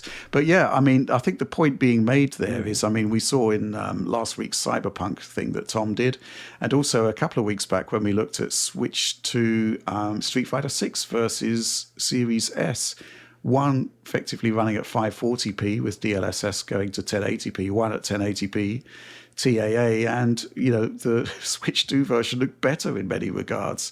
There's certainly a lot of questions to ask here, right? Yeah, so that the comment is actually talking about two things, and the one is the subjective appraisal without the knowledge that it is running internally at a lower resolution, and that DLSS in particular, at least historically, FSR4 now is obviously, I would say, on an incredible level that they should be really proud of. But DLSS could give you a subjective experience which made you not think of all those other aspects. But I will still say in isolation that there is going to be image quality aspects that are going to just be better even at a same flat TAA resolution, regardless of the fact that it may have more aliasing or it may induce more motion blur. Because, any of the features that scale with internal resolution, like post-processing, which arguably shouldn't, or you look at things like SSR, which the Switch 2 is going to be using a lot, they're all going to look grainier and worse, typically, than the TAA presentation. And depending upon the scene and the type of movement that's going on, you may actually have a worse-looking game in those aspects. So I just want to always say that. And also that applies to the SF6 preview kind of thing, where they're going to be first of all, the Xbox Series S version of that game is particularly bad for some reason. Right. It is one of the worst Series S ports in terms of visuals versus the other consoles. But there's going to be aspects of that there too, and unfortunately, that's something you got to wade through. But I agree with you in the end that the subjective test of which one of these looks better is cool. And I think that should carry a bit into our, you just talked about it, like the more playing type of GPU review, not just going for the same settings and look at the performance differential, but say like, let's get something most equivalent and then act, like this idea of like a more subjective test. And I think that is actually the way people play their games. And it is much more representative of the way people play the games. They do not just like the people don't have access to 2 GPUs to do that. I would love to see some double-blind taste testing, though. That's for sure. With a crowdsourcing data, 2 screens, one next to the other, and running the same content but with different DLSS factors. Yeah, it would be impressive to say, like, I'm pretty sure most people wouldn't, especially at 4K, would be like performance and quality mode. They would actually be a wash. Well, the comment being made here about matching performance with DLSS scaling factors being different and to the extent to which you can tell the difference. I would love to test that with like 5060 Ti and 5070, because the 5070 is anything from like, it's like 30 to 40% faster than the 5060 Ti. 5060 Ti is kind of overpriced by comparison, but I'm kind of curious if you could match the performance just by adjusting the DLSS factor, the extent to which people would actually notice. Yeah, right. Fascinating stuff. Let's move on. This question is specifically for John. Hi, gents. Writes AMH. As a RetroTINK 4K user for the original Switch, I was hoping to not need it for Switch 2 due to it already being able to output 4K. In a previous podcast, you mentioned that it might still be beneficial. Could you please elaborate on why that is the case? Sure, yeah. I mean, it was just my sort of guess that we're going to be seeing a lot of 1080p games on the Switch 2 still. Yeah. And so my logic was, if that is indeed the case, that you still might end up with a better looking result when upscaled with the nearest scale via the Tink versus letting the Switch scale itself up to 4K, which just might be like a normal bilinear blur, right? So that's really all it is. It's just like the theory that, oh yeah, it looks like a lot of games are going to be targeting just 1080p. So, but we don't know for sure, like, how often things will be in the 4K range. So I feel like you probably won't actually need it most of the time, but there's definitely going to be situations where it might make sense. We'll see. The way I have it set up in mine is that I use a secondary. So the receiver I use has 3 outputs, and I essentially turn on that zone when I want to use the scaler, and it just pipes anything that's input into the receiver through the scaler, right? So if I wanted to use Switch 2 with that, I just turn on that zone and then switch the input on the TV to match the scaler, and then everything's just piped through it, right? So it's very easy to do it when you do it that way, which is why I can choose to be selective as to when I decide to use it. Right. Okay. Yeah. On a title by title basis, that's not ideal, is it? Really? No, it's not. Yeah. Interesting point there. I think from my perspective, the real scaling issue I'm sort of struggling with is the concept of handheld Switch 1 games, which targeted 720p, being upscaled to 1080p. But I guess that's something we're going to have to check out once we actually receive units. But, that's another reason why I think they should consider docked mode Switch 1 for handheld play on Switch 2, but that's something which we've talked about in the past. Let's move on. Quick question here from Anti-A-Hole. Are there technical obstacles to standardizing machine learning upscaling through DirectX? Why are devs still having to integrate multiple upscalers into their products? Alex, they've removed some of this. Wasn't DirectSR supposed to be tackling this? I guess the question is the extent to which those inputs going into those scalers are actually the same, and also the fact that they're actually quite different technologies. Yeah, DirectSR was designed to be what this person is talking about. It has not been implemented in anything, right? At all. Nothing. This is another. Microsoft was really late to the game here. I found it bizarre that it was just so late. And the DirectSR is what this person's talking about, where you just say, I have upscaling on in the game, and then the driver, depending upon your driver, Intel, AMD, whatever, it'll just default to the preferred scaler for your hardware. It's a really great idea in theory, but it was already post tons of DLSS integrations, and the fact that for a long time FSR did not actually have a DLL model. Now it does. Also, the DirectSR is still not forward-looking. It is not covering frame generation. It is not covering any of the other post-processing pipeline. It doesn't have support for other inputs beyond the base pair. So if you wanted to make it forward compatible, it would lack that capability. It was just, I honestly don't think it's very well thought out. But, you know, it could have been a thing, and it won't be anymore. There's another part of this question. Let me just take a look at it. There's the second part. Wait 1 second. My brain just turned off because I was so disappointed with Microsoft. This happens to me lately for some reason. And why are devs still having to integrate multiple upscalers into their products? Part of this comes back to the fact that all of the current machine learning upscalers beyond DP4A technically there was no good way to accelerate ML through DirectX in any capacity that was super performant beyond DP4A. And now, only with cooperative vector support from the vendors, AMD, Intel, Nvidia, technically a GPU agnostic ML upscaler could exist.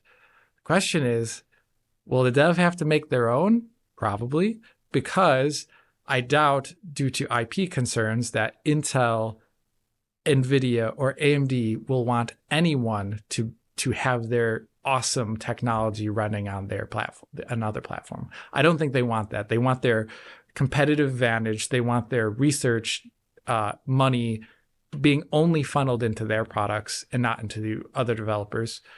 And as a result, even though it should be technically possible once the cooperative vectors comes out that DLSS could run on an AMD GPU, it won't probably happen. Right. Even though maybe that would be the best way for the industry to go forward. Okay. From my perspective. Yeah, I don't know what to make about this because, you know, we're seeing sort of a diversification of features between the vendors. And right. The way things have been panning out basically for the last few years is Nvidia does something and then everybody copies it, which is what we were seeing with FSR Redstone, which, you know, I can't really see any innovation in there that wasn't already present in the Nvidia feature set. Am I wrong, Alex?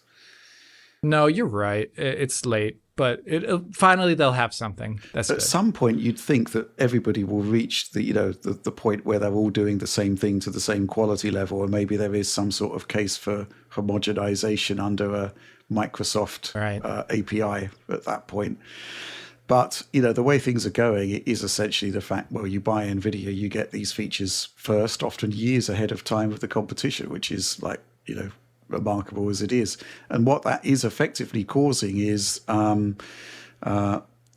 very poor take-up of the other technologies when they eventually arrive. So it is going to be down to Microsoft to do something about that. But by the time they do, NVIDIA has moved on to something else. Yeah, which is kind of like the way it is, really. Yeah, okay. Well, that was the final question. Therefore, the end of the show. Just this quick note from Don't Be a Richard, which is advice I fully support, continue to support. Hi, team. Good luck with the next few weeks, which I imagine will be your busiest of 2025, thanks to Nintendo not providing hardware ahead of time. To be fair, it would have been busiest even if they did. Everybody appreciates the dedication, ! Make sure you take care of yourselves. We will try. So, yeah, I mean, obviously we'll be kicking off with the Switch 2 stuff next week, and we'll go from there, I guess. But that's it for this show. So please do like, subscribe, share on the off chance you did enjoy it, which after a couple of hours we kind of suspect you probably did. Ring bells for notifications for you, notional algorithmic boosts for us, DF supporter program. If you like what we do, if you want to support what we do, please do consider that. And of course, store.digitalfoundry.net for access to our various merchandising wares. But that's all from us for this week. See you next